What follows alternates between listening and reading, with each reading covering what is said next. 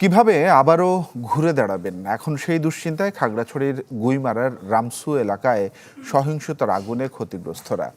সেই সাথে পাহাড়ি আর বাঙালির মধ্যে যে অবিশ্বাসের ক্ষত সৃষ্টি হয়েছে তা কবে মুছবে আছে সেই ভাবনাটিও। কেননা এমন হিংসাত্মক ঘটনা আগে কখনোই দেখেনি তারা। তাদের দাবি, তাণ্ডবে অংশ নেওয়া লোকজনের বেশিরভাগই ছিল এলাকার বাইরের। রনি দত্তের রিপোর্ট আর ছবি তুলেছেন সেলিমুল্লাহ। গুইমারা রামসুপাড়ায় বহুদিন ধরে একসাথে বসবাস আর ব্যবসা করে আসছিলেন পাহাড়ি বাঙালি। ফলে ২৮ সেপ্টেম্বরের হিংসার আগুন ও লুটপাটে ক্ষতিগ্রস্ত হয়েছে দুপক্ষই। শিল্পী রানী দেব, আগুনে পুড়ে ছাই ৩০ বছরের মাথা গোজার ঠাঁই। হয়েছে লুটপাট, কিছুই নেই অবশিষ্ট। তারপরও ছায়ের মাঝে খুঁজে ফিরছেন খড়কুটো। রেহাই পায়নি তার পাশের প্রিয়াঙ্কা পালের আধাপাকা ঘরটিও।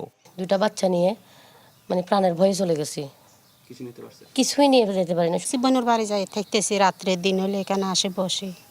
তাদের কয়েকশো গজ দূরে রামসু বাজারে কাপড়ের সেলাইয়ের দোকান ছিল ম্যাচিনু রাখাইনের। লুটপাট আর আগুনে নিমিষেই শেষ ১.৫ দশকের সহায় সম্বল।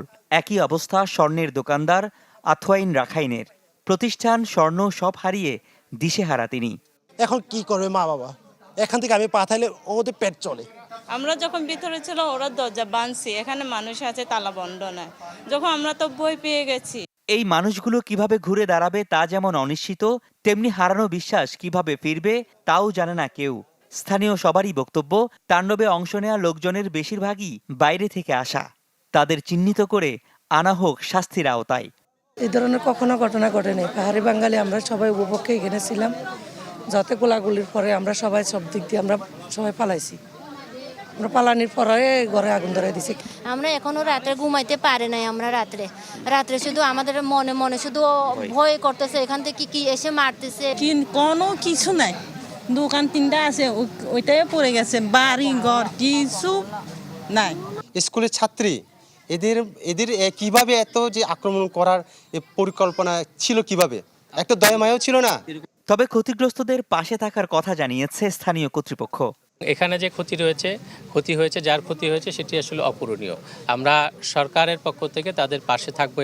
যারা এখানে ক্ষতিগ্রস্ত হয়েছে, পাহাড়ি বাঙালি যারা আছে, তাদেরকে আমাদের সেই সম্প্রীতি এবং উন্নয়ন কর্মসূচির আওতায় অবশ্যই সহায়তা প্রদান করব।